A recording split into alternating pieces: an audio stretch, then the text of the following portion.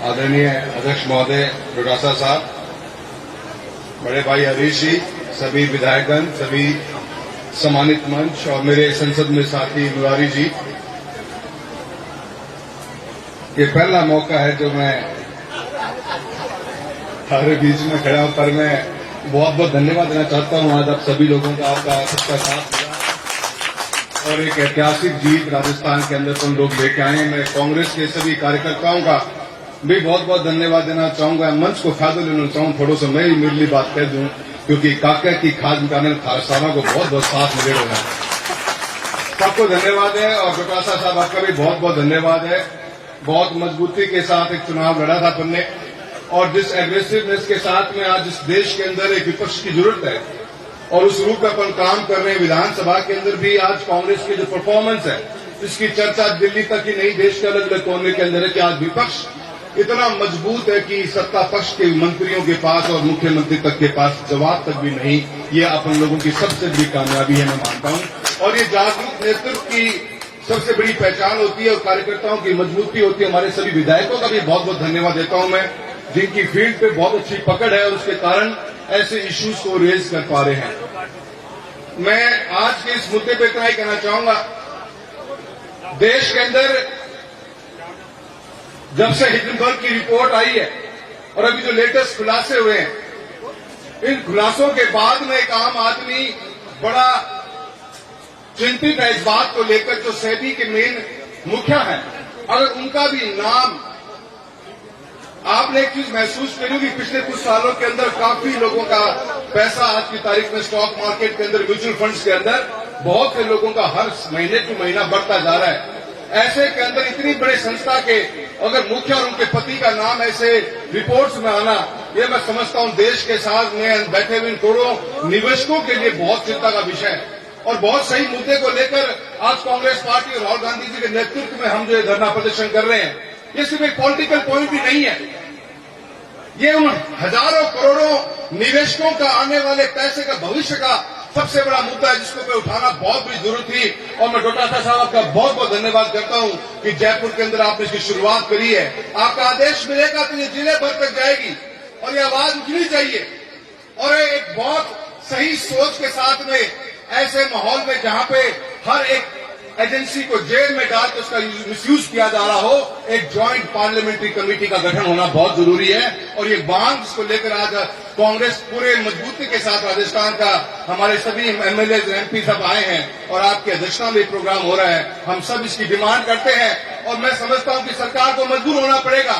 हालांकि सरकार पिछले 2 महीना में 3 बार तो मजबूर हो चुकी है कि घुटना गबल आई है और गला सरकों पड़े हैं और बहुत से ऐसे मुद्दे और निकल के आएंगे।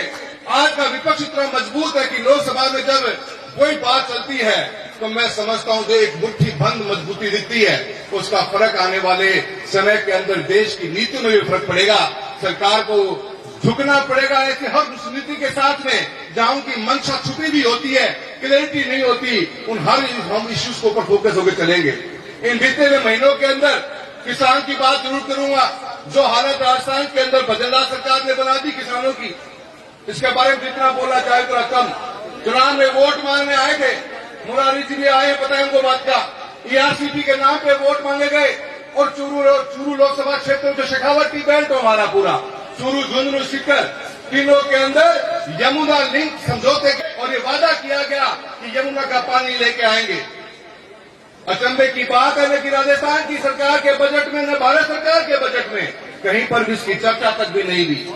और अब मुख्यमंत्री कहते हैं कि कोई टूटी को पानी छोड़ना तो आजा को टाइम लगे तो टाइम लगे। तो मुख्यमंत्री महोदय, आपने तो आनंद फानंद में दिल्ली में मीटिंग करी और दिल्ली में मीटिंग करके हैंडटून आप तो जिलों में निकल पड़े थे और क्लेम करने लगे थे कि पीने का पानी, सिंचाई का पानी यमुना लिंक के मार्फत से आ जाएगा। एक पैसे का भी आवंटन नहीं किया गया दोनों बजटों के अंदर, चाहे स्टेट का बजट हो चाहे सेंटर का बजट हो। आप किसानों को बेवकूफ बनाने का काम करते हो और इसी के कारण राजस्थान की जनता ने आपको करारा जवाब इस चुनाव के अंदर देने का काम किया है। आज बिजली की हालत क्या है, डोटासरा साहब मैं बताना चाहता हूं, शेखावटी बेल्ट में हम झींगा मछली पालन करते हैं। झींगा मछली पालन के अंदर आज राजस्थान का शेखावटी एरिया और जहां पर भी खारा पानी है, हम बहुत अग्रणी भूमिका निभा सकते हैं। पर हमारी मजबूरी है, हमारी मजबूरी है बिजली की दरें वो इस कदर बढ़ती जा रही है कि पिछले 3 महीनों के अंदर 150 से ऊपर पौंड बंद हो गए राजस्थान के चूरू जिले के अंदर, और वो पौंड बंद होकर हरियाणा चले गए। और इसके ऊपर भी आलम रुका नहीं। इसी सरकार के अधिकारियों ने बिजली विभाग के अंदर चूरू के अंदर किसानों के आपने पेनल्टियों के नाम तो सुने होंगे कि पेनल्टी कब्जा है, पर 50,000 लाख 1.5 लाख की तो पेनल्टी सुनी हुई थी। चूरू लोकसभा क्षेत्र के अंदर किसानों ने झींगा मछली पालन का काम किया, किसानों के पेनल्टियां कटी है।